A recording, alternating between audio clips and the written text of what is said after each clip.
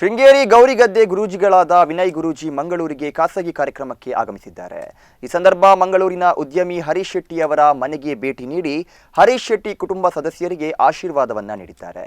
ಈ ಸಂದರ್ಭದಲ್ಲಿ ಪೊಲೀಸ್ ಅಧಿಕಾರಿಗಳಾದ ಹನುಮಂತ್ ರಾಯ್, ಲಕ್ಷ್ಮೀ ಗಣೇಶ್, ಶ್ರೀನಿವಾಸ ಗೌಡ ಉಪಸ್ಥಿತರಿದ್ದರು. ಉದ್ಯಮಿ ಹರೀಶ್ ಶೆಟ್ಟಿ ಹಾಗೂ ಅವರ ಕುಟುಂಬ ವಿನಯ್ ಗುರೂಜಿ ಅವರ ಭಕ್ತರಾಗಿದ್ದು, ಇದರ ಹಿನ್ನೆಲೆ ಹರೀಶ್ ಶೆಟ್ಟಿ ಮನೆಗೆ ಭೇಟಿ ನೀಡಿದ್ದಾರೆ.